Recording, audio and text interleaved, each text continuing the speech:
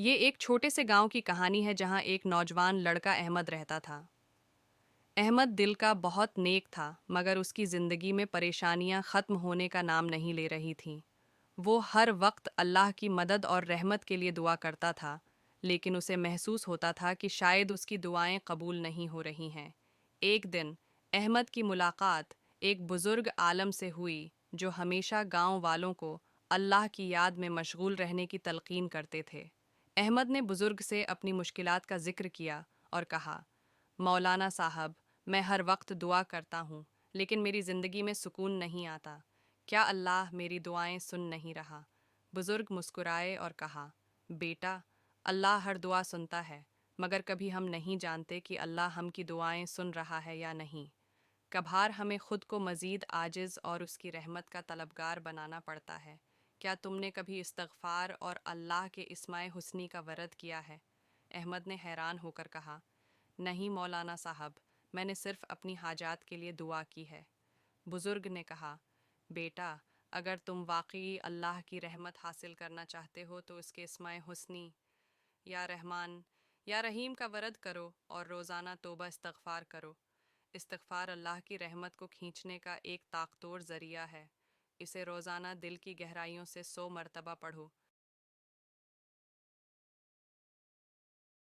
اور ساتھ میں یا رحمان یا رحیم کا بھی ذکر کرو۔ احمد نے بزرگ کی باتوں پر عمل کرنے کا ارادہ کیا اور روزانہ فجر کے بعد یہ ذکر شروع کیا۔ دن گزرتے گئے اور احمد کی زندگی میں ایک عجب تبدیلی آنے لگی۔ اس کے دل میں سکون اترنے لگا اور جن پریشانیوں نے اسے گھیرا ہوا تھا وہ آہستہ آہستہ دور ہونے لگیں۔ ایک دن احمد مسجد میں بیٹھا دعا کر رہا تھا جب اسے ایسا محسوس ہوا کہ اس کے دل پر بوجھ ختم ہو گیا ہے۔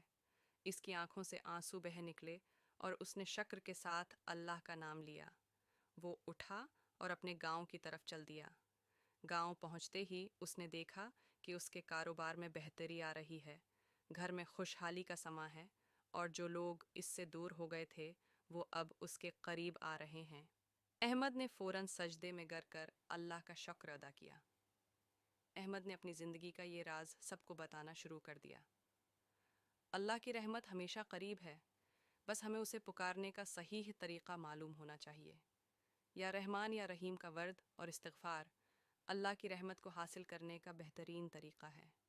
یوں احمد کی زندگی ایک سبق بن گئی کہ جب ہم اخلاص، عاجزی اور دل کی سچائی کے ساتھ اللہ کو یاد کرتے ہیں تو وہ ہماری دعاؤں کو رد نہیں کرتا۔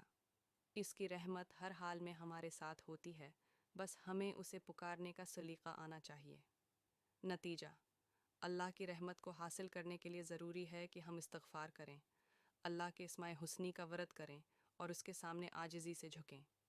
احمد کی کہانی ہمیں یاد دلاتی ہے کہ اللہ کی رحمت ہر وقت موجود ہے، بس ہم اسے اپنے دل میں محسوس کر سکتے ہیں۔